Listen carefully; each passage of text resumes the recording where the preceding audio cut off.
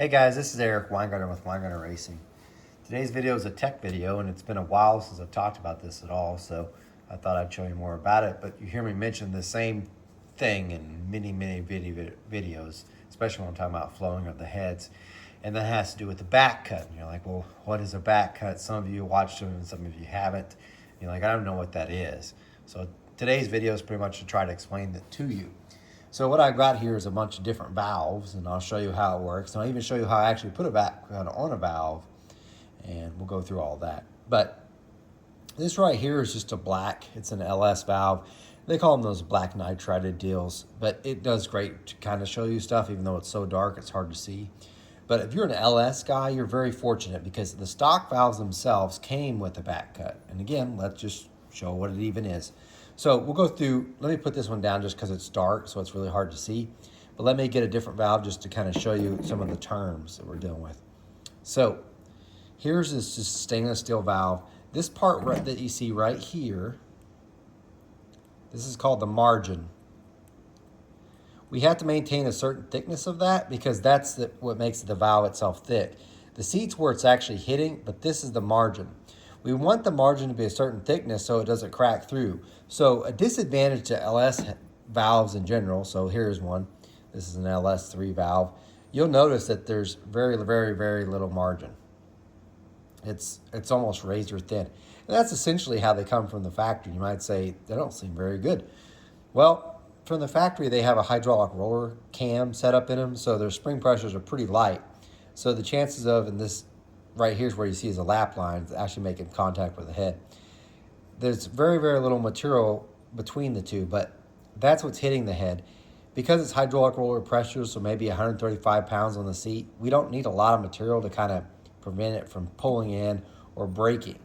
Now, back to this valve that I first started with, it's got a much thicker margin because this is the one we're going to use for the small block Ford Cam Challenge. But the reason why it's thicker is because we have solid roll pressures. So open pressures at 765, 260 on the seat. So you have to have a little bit more margin, otherwise it will try breaking through. And that's no bueno. But that's the margin. This plays a part into the talk about back cut here in a minute. The lap line that you see there, that's where the seat angle is. And they vary. So most of your heads that you get from the aftermarket are 45 degree. This one in particular, because I like 50 degree stuff, it has a 50 degree on it. This is the seat angle. It's actually what makes contact with the head. And then, what this video is about is this. This right here is the back cut. This controls flow, and it changes the whole flow characteristics of a particular set of cylinder heads. It comes from this back cut. You might say, I'm not going to worry about it. You know, my valves came with them. Well, here's the thing. This is the valve that's used for that small block Ford Cam Challenge. That's not how it came. It came like this. Move some valves out of the way. This is exactly how it is. There's your margin. There's your seat. There is no back cut. Zero. This is how it is. Most of the valves you get, as a matter of fact, because here's another LS one, it has no back cut. You've got a seat and nothing. Got a small margin there. But that's how they come. So, and you might say, well, why don't the manufacturers put a back cut on them? It seems like they're just cheaping out.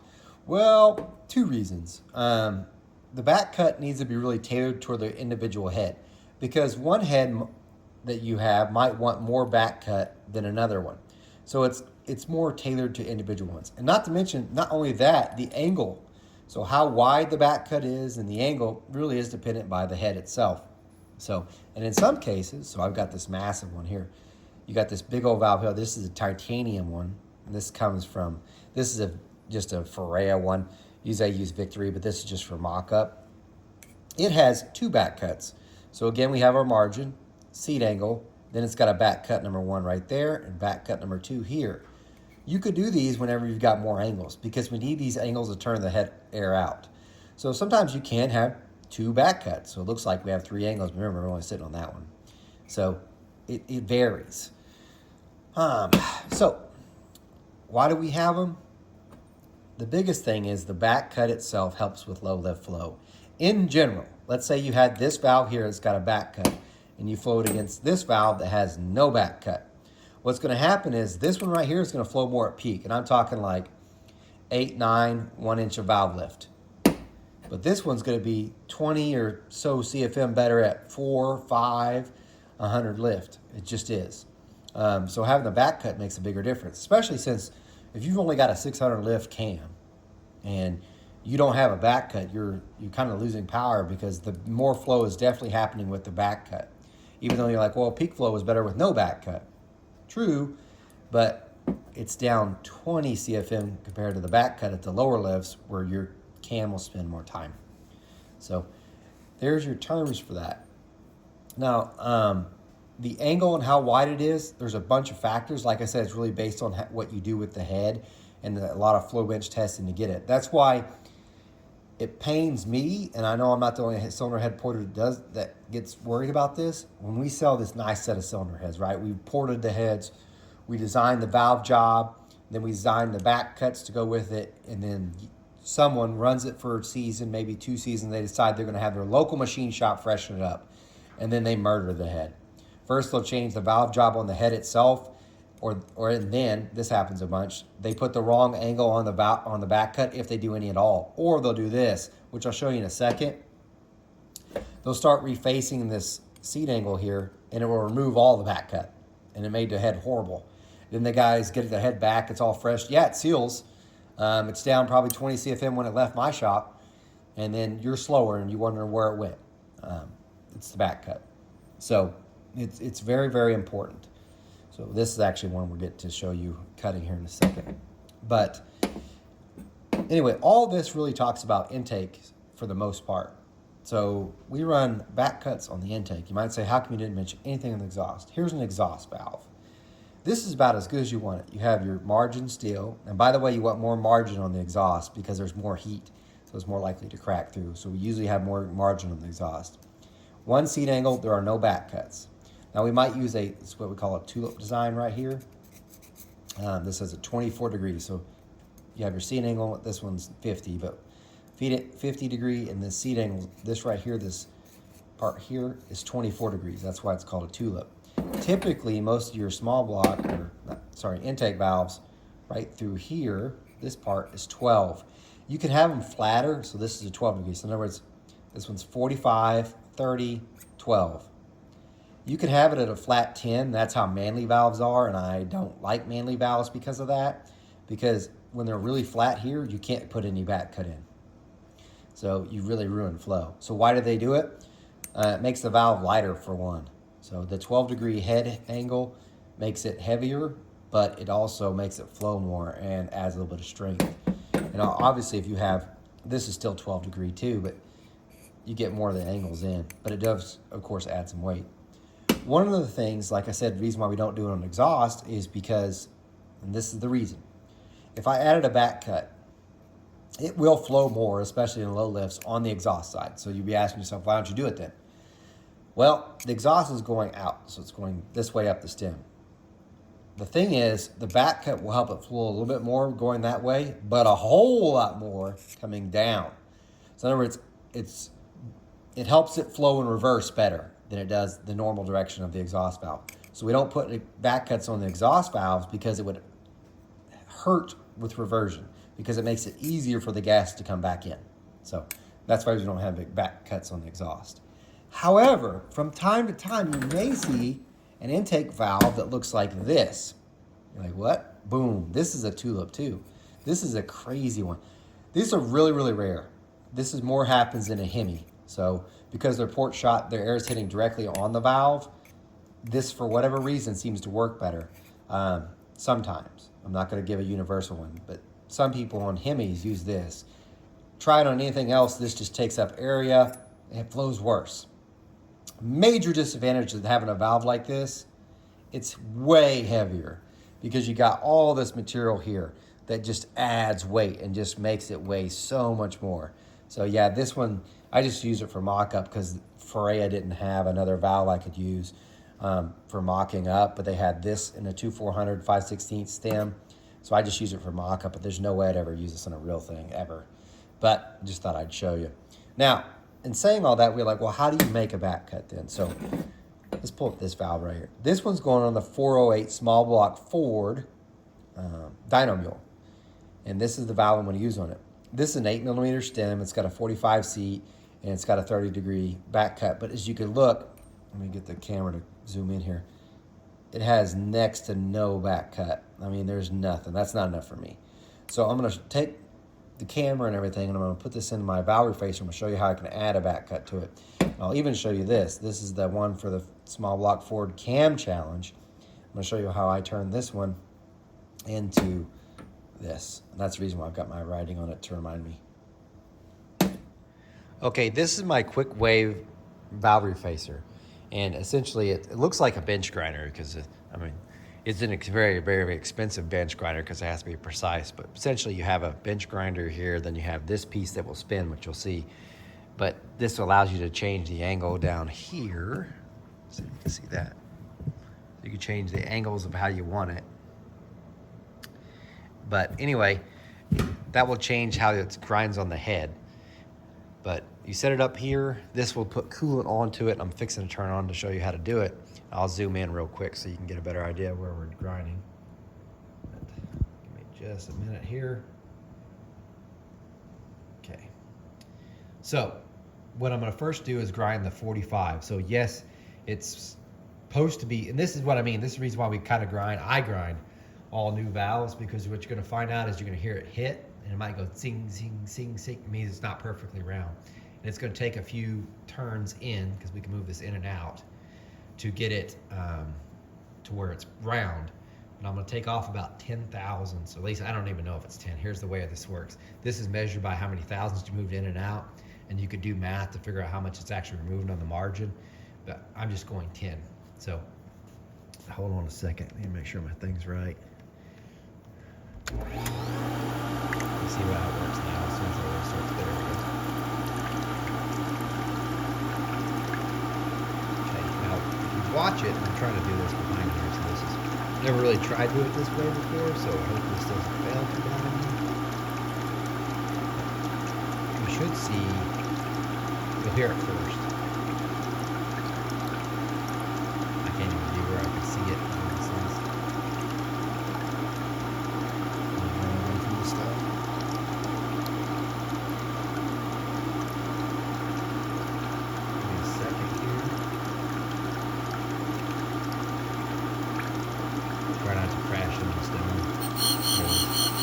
Now it's made touch.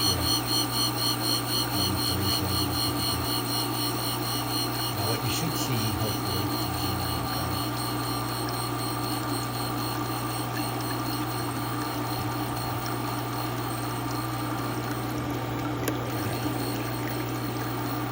what you should see on this part here, you should see it getting cleaner, and I actually see the back cut start disappearing. Here we go.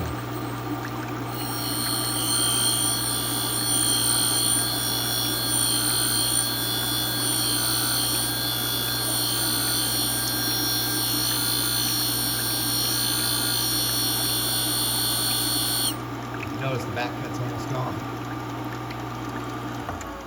So you can see the back cut's just, it's pretty much gone. And that's how I can get, and in case you're wondering, well, how do you put more back cut? Well, if there's not enough back cut in it, you could grind more if you have enough room, because remember, you got to sit on that seat there. So if I lap that in and I don't have a whole lot of room for a back cut, what you could do is you can move more of your seat angle, and that will take away some of your margin. So you got to be careful not to take away too much of your margin. But that'll make this seat angle wider. So when you put the back cut on, you can remove more of the seat angle to make more room for the back cut, which sounds confusing, and that's why I'm just going to turn it and show you. So now I'm going to put this one's getting a 30 degree. So I move the head here, and I'll readjust the camera. I don't even know if I have to readjust it. And now you'll start seeing this come in. I need to go back and look at my measurements. I think it was 6. About, we'll just go with it. Gotta back this up first. Here we go.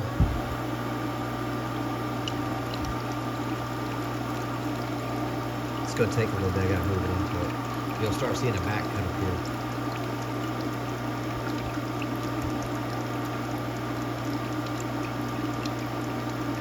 By the way, I usually do the back cuts on the Sioux, not on this one. You might say why, because I want to save a life on this one.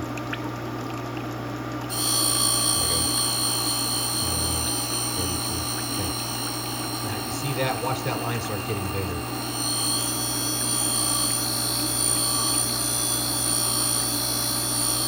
That's the back cutting getting bigger.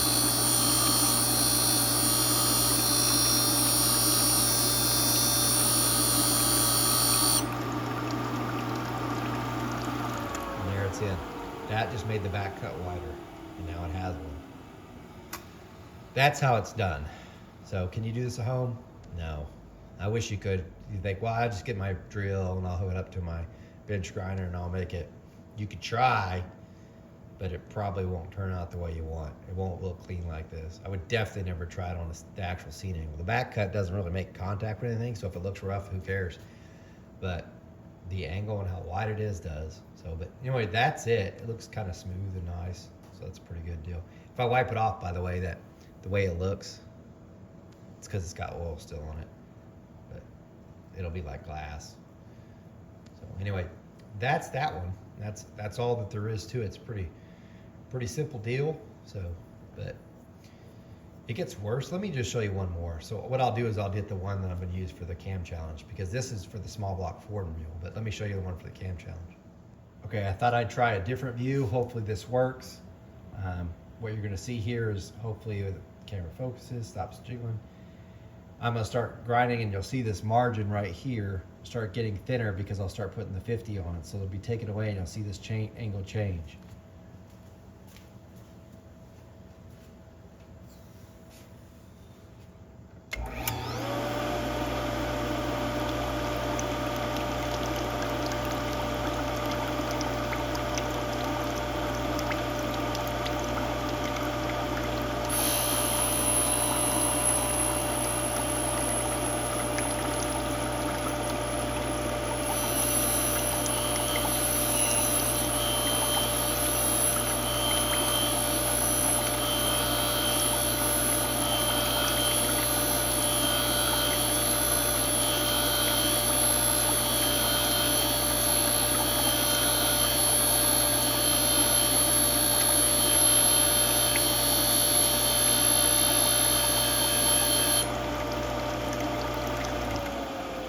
There you go, the margin is thinner, and that's how it should come in.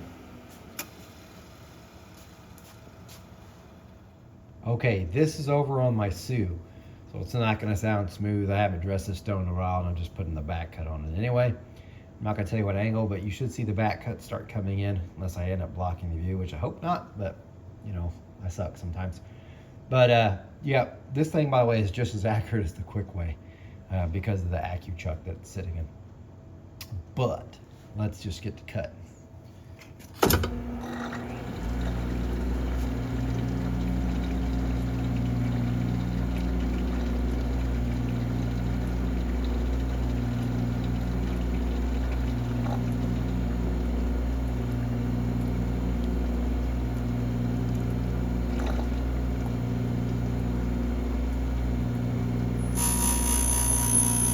You can tell the stone needs dressed. Hear it.